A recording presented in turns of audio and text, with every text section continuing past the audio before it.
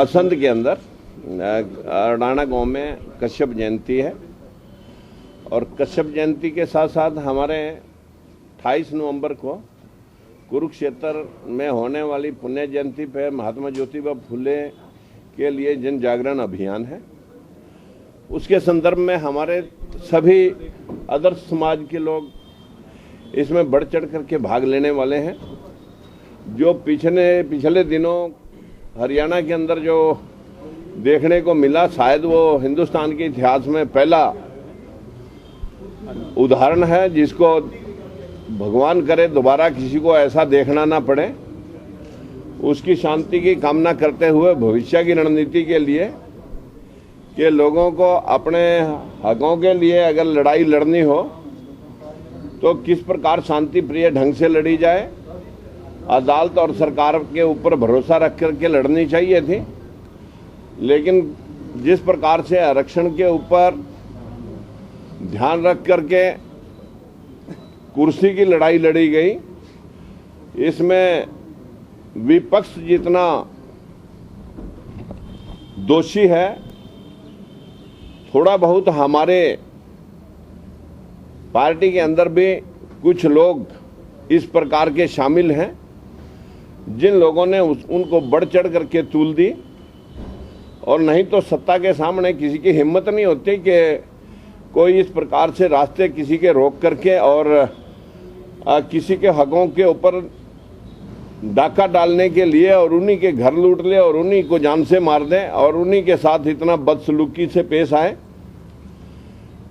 इस व्यवस्था की जहां पर पूरा विश्व, पूरा भारतवर्ष निंदा कर रहा है, वहीं पर हम सब की भावनाएं आहत हैं। हम सब भी इस विषय पे गहरी चिंता में हैं।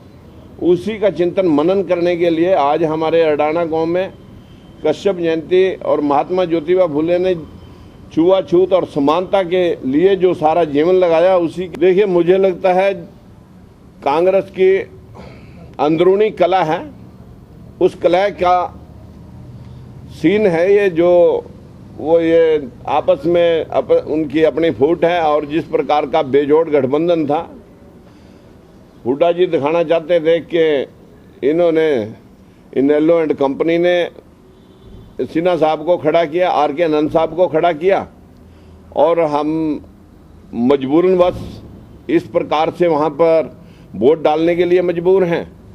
मैं तो वैसे यहाँ तक कहता हूँ कि जिस प्रकार की व्यवस्था में आप सब जनता ने 282 एमपी चुन करके भेजे और राज्यसभा का जो स्वरूप दिल्ली के अंदर देखने को मिलता है, उस स्वरूप के वशीभूत तो इस सारे सिस्टम का कोई मायना निकलता नहीं है।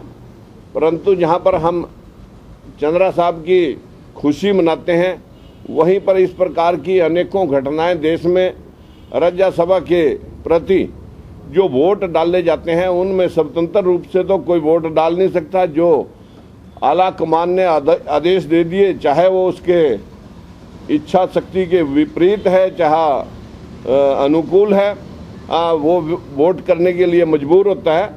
एक तरफ कहते हैं कि चुनाव स्वेच्छा से होने चाहिए, दूसरी तरफ कहा जाता है कि चुनाव बंदिश में होने चाहिए।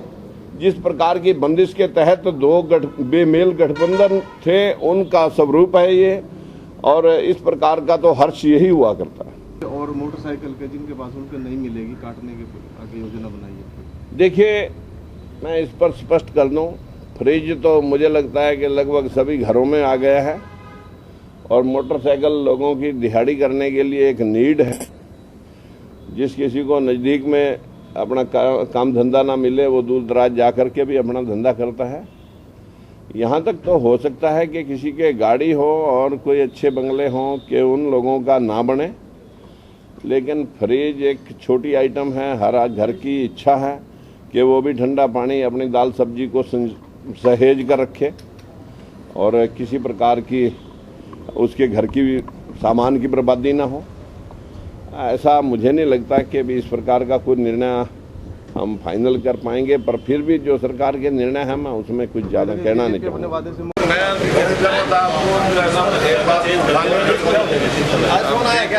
फोन किया था मैंने परसों